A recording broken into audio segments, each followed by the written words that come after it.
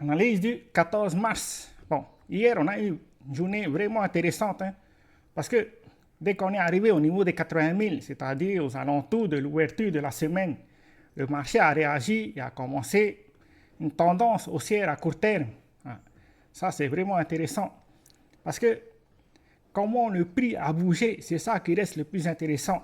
Il y a des personnes qui se sont positionnées à l'achat et c'est des positions en spot, c'est-à-dire des positions à long terme. Parce que si on vient là ici, on peut voir que à partir du point le plus bas jusqu'au niveau actuel,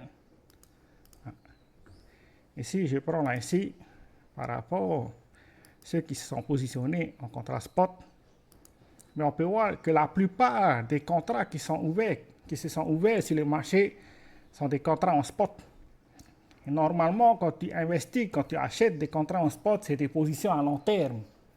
C'est pour ça que c'est vraiment une tendance intéressante qu'on a actuellement. Car si jamais ce sont des positions à long terme, il faut s'attendre à ce qu'ils défendent leur position. Donc, si on vient là ici, ce qui est intéressant aussi, c'est la structure du marché. Parce qu'on vient de confirmer une structure haussière à court terme. On avait cassé ce niveau-là précédemment.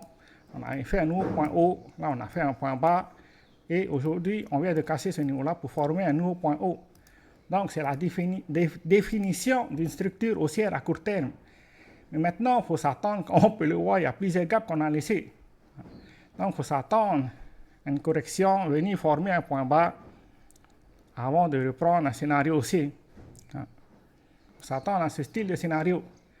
L'autre scénario probable, bien sûr, c'est qu'on vienne tester des niveaux plus bas avant de continuer notre structure haussière.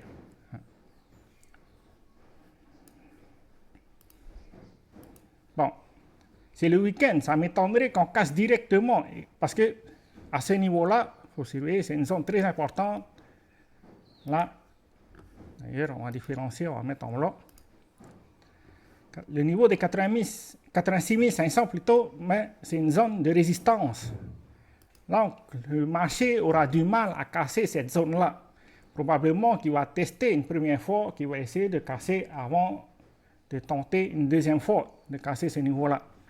Donc, il faut s'attendre à, si jamais on continue ce week-end en tendance haussière à court terme, il faut s'attendre, bon, bien sûr, premièrement, un pullback avant de venir tester probablement dimanche après-midi et finalement venir casser lundi.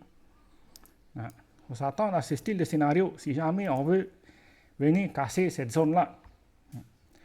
Mais en général, le marché, ce qu'il a montré récemment, c'est-à-dire pendant cette période, c'est très intéressant.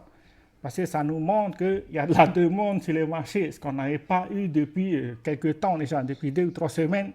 On n'avait pas eu la demande à ce niveau-là.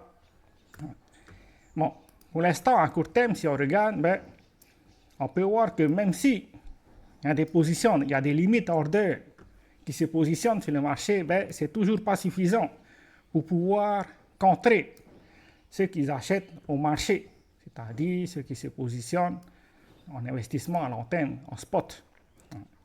C'est pour ça que le marché est vraiment intéressant. Et là, on commence à corriger, on peut déjà voir la demande qui revient sur le marché pour défendre les positions.